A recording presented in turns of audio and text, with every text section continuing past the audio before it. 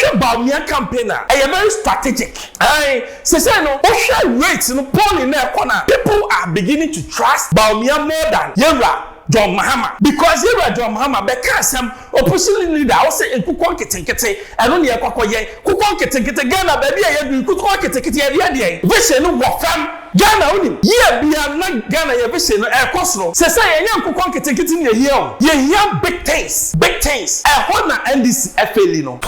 You see, area say accountability is very important. But then I say, yeah, constitution, the way I am, not the president is not accountable to anybody. The only time the president becomes accountable is time I also standing beam. Now we share here John Mahama, one on a 4-year penal into a accountability be every baby. To a case of Bugana, your Hello, keep watching Xposed GH, the best channel on all of YouTube. Yes.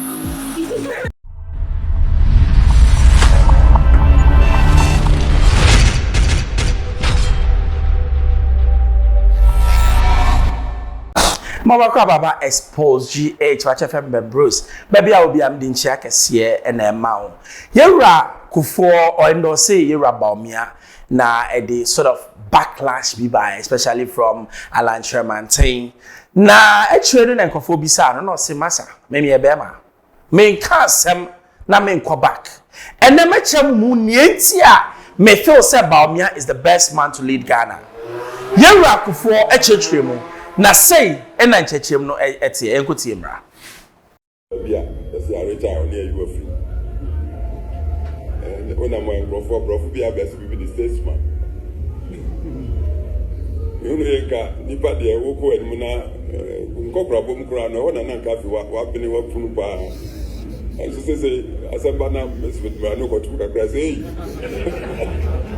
oh yeah statesman unka bi na minka bi no ni akoso say dia se ne nyame beye ni hihye ni mando ku ya me de fa so sum Ghana ya na nanim no nyina akoyi nya sabi ma bofra bia ni hum ni da 2003 me ka ora Bawumia e wono na nka bank asem financial matters, monetary matters, or Bank of Ghana.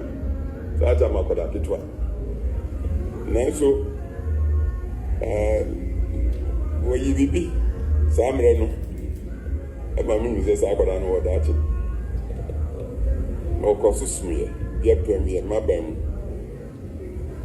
Who can he pick ya? Or can he be? And she says, you're going to free, sir. Reno.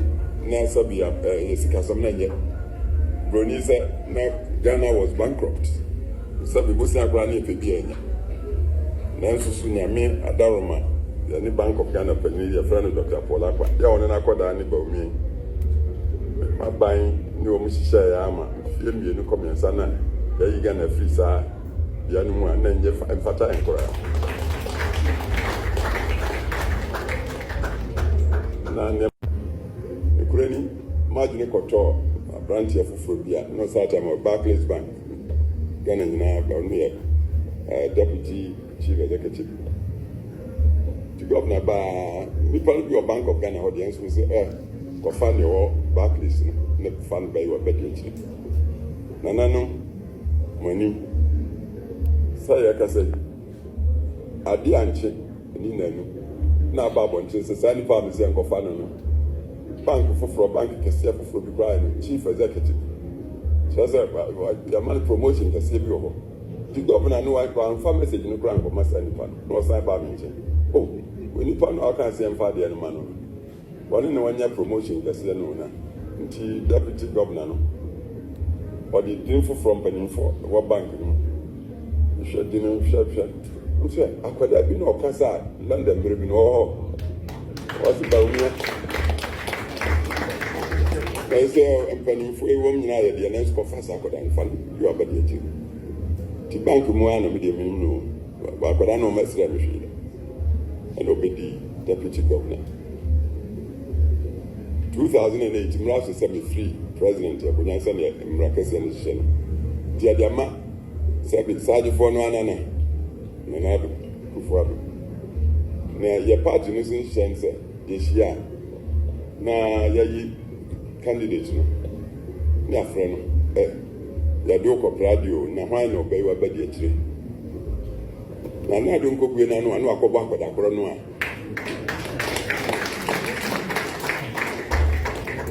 Until them on Nanka, some young politics supreme. They be see ho. We want any one your party Nipa back okay. No, dear dance. So I know a finance minister. But none baby called Fred Banry. They don't know, yeah, no, and a Banry, sorry, sir. Accordano, your candidate, Ababoni, didn't know. So the finance ministry, any bank of Ghana, yeah, now, Sir Accordano, as I said, or no, as finance minister, we didn't want to dance, Sir Accordano, yeah, now, what the no credit, Sumpa, Pan or the Mama Yabana. It is a candidate is on over Fanua, or no, not family. What is your candidate to go on for Mawumia? The finance minister and the dancers are never know.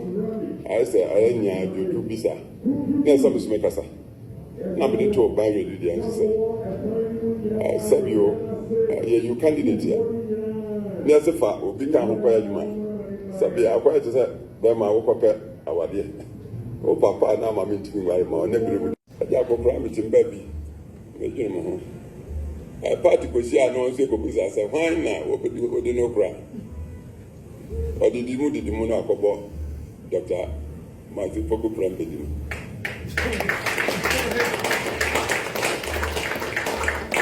Now, Sonia, Nana B. Can, I'm Jimson and Nasu Dada. Where dear, Sabio, go from Koto Yumpa, maybe Aprabo. Na dance and a beard. Near Chadi and Yami de Mano. Dima the only other national so on yet, and yet Okumuye. Or ye pa, and Yanchangura, educational energy, baby out in the Fabia. Until Daka Saturday, Sahum Brasia. And Nafi, Sabu Penny do Penny. Mawumia. Atre enhunumu atre dobi enipa ade apreni adoso nso ase wo na ode obakro ya tunu funana no na tiam se onfa ho brasia no predie ni sompa onfa empia owura Mawumia na se nyame na dum na Ghana man na nanom ne amanfo aso wen mu dia dia me tenkasa ne omba adwuma pa abo ama Ghana man soro na eso a bedroom sano, Nankanka is a man trouble near Chester, Dudonope. Sanamecano, Untimun Suma Brown himself. We are in Indian now, soon to come. Now soon Sunina, and in a nano. A young Christosum, Yasin Yamibato, and Giddy. Namicron was in the sea and an animal free to Tatiana, young. My better said when you buy a separate Christian. And she said, yeah, they'll see free to today. Let's see Brian and Anman chain. A young person any day. The best. And can't cast efficacy in Hadia. Sanana. Soon smoke, no. Once, na Mawumia, na Badiatri, Ghana Manu, to numbers Mugana. J.A Kufuor said the onim day. Or ye Obia Sebi or Ghana, I'm saying Ghana the year, or one of the people that I respect so much when it comes to Ghana political landscape. Ebiani ending no na but he really did well. Seriously. It's your Oyobi or Kasa, Sebi Mimi say no, mitie. No matter the age now when do na age Sebi, ye will be ye bumpire see a baby ho. Ye knew ho, to your bumpire into Nipasa no Kasa, mitie. Now, yes one. Ansa na me di obi ho adanse te se ne amedi na na kwa me bedi akon adanse no na minim ni pa no ai J.A Kufuor cheche ma opa che se J.A Mawumia no wono no kofa Mawumia na ye o Oh, who say, oh, yeah, lecturer be London. That I know a young man. But only it takes a very great man to see vision of somebody or the foresight of somebody. Yes. And not me jina. It will take a great man to see, say, me that you know, our own what? Fleet of Range Rovers. Aye, and their dream. It is sabe, obia, wabo abrabono, ohu obia sabe, owo ni suni ne bay no obetimi ayebia, ohu. Yes, great people see great men. It is not part and say, Alanche Mate, washa umua, washa send your warrior girls and then the way I for a fine boy now. What do you mean for Ghana ko baby asa? Because you should pa Ghana. You Alanche Mate, you've been a trade minister for 16 years, 15, 16 years. The longest ever. Every opportunity was given to you. But you see, to whom much is given, much is expected. By your much was given to you, but what did you bring out? Very little. Very little. It's a na you okay,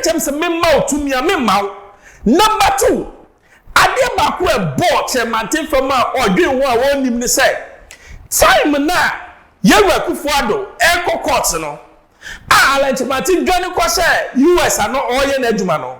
But when we had the DNA Echo Courts, I wanna or say you and I were not there, so guys I'm no. Aye, 2012.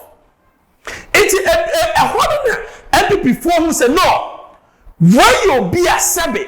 What me your name etimidi yako okunano. It is sabe, yedi 2 minute man obetimi yako. The third one has to be tribal. For a long time no, the perception was that MPP was what? An account party. Some perception na see a breaky. Enti who share bibia. Kufuor the time they do baby no more dankwa buzia dongo. Yes. Our party say the northern part was also part of the what? Formation of what? The MPP. Enti assembly who can do baby it has what? Actualize. Year way anka someone can see the bigger campaign you say I can't party near can someone you Mawumia son of the year Ali Mahama. This time almost Mawumia. The fourth one is that someone will say the game has changed. Mawumia not mean message or ever, but Osha Mawumia campaigner and very strategic. I say no Osha rates in the poll in their corner. People are beginning to trust Mawumia more than John Mahama. Because John Mahama, because some opposition leader, I say, in Kukon Kete, and only a Kokoye, Kukon Kete, Ghana, baby, I have Kukon Kete, send the uncle, yes, can you give me for that? Young give for after the Kukon Kete. Vision, what from Ghana only. Ye be not Ghana, your vision, a cosno. Say, I am Kukon Kete in your year. You hear big things. And what na NDC FL no.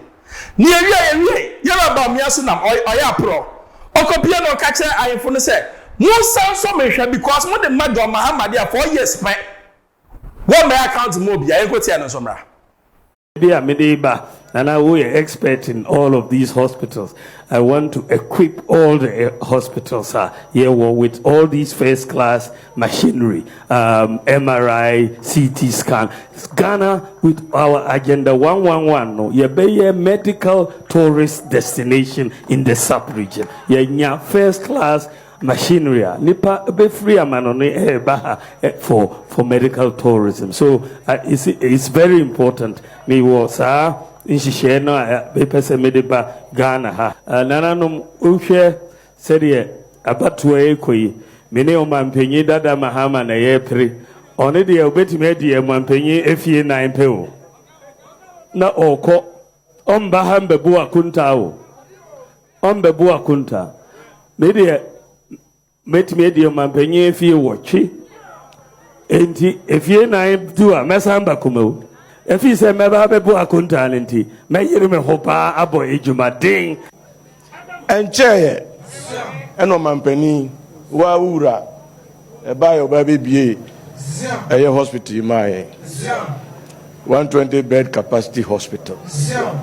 Insurance, office kasiye bi wo hanom ultramodern mo anamba be yema yen ahumasua eno de menka stem mugusu amo yama yen adanside na bi na me de meka no free SHS kama any drip program no so amode baaye no eno so abo papa abo ama mpatam a eho niam ba ko mienu bi wo sie no eye drip program na amode baaye no project no eno so abo ama bibia etimi ekoso amae kumawu sechere kumawu brenwam muni yadi ni yie efie nwatwi muni yadi ni yie uba security a vice president flag bearer uba ye and I'm say your problem with this patrol system into my pickups na mwa security for no mvanye adwuma maye na watwe kura mba and na obre pickup mienu na ade breye say metimi aka say crime rate wo sebia ekon ayisu ninja aba from amaye na fe wo policy sa eno so gusu a wo bon dawuro ebi ni flat rate system tax rate system na wo bon dawuro no involvement of nananom the district assemblies and governance wo bon dawuro no ni nyina be kama any digitalization over hospitals ya dims ayadwuma papa mi wo mutimi nim de make dims ni yadwuma people less na ayadwuma hospitals no any ade ni nyina koso ne bon hu dawuro na me gidi se ukoso boss dawuro kan setie biara nyame ne nanano beton super aguso ama wakoma so ade biara do wayama madam ase bishra kose. You see, Eliase, accountability is very important. But then I say, your constitution, the way I anything, the president is not accountable to anybody. The only time the president becomes accountable is time I also standing beam. Now we share your John Mahama, one on 4 year pen or into a cop accountability be every baby ya. To a case of one bugana, your bupa, because you should be a hey. And no na yera ba mi aka se Ghana for what the abema John Mahama dia it say nia moto Ghana atwatwe o wo be dwiri Ghana wa hwe yo obewie no na Ghana aye kofu for dia ye be lisi Ghana etu ase wo no de obesam ba biem mo ba sam ba bibisa mo sam me another 10. That's what he's saying. But you see, you know where I stand. New force, that's where I stand. I Xposed J.A subscribe me. And the two partners are coming. Bye-bye. Hello, keep watching Xposed GH, the best channel on all of YouTube. Yes.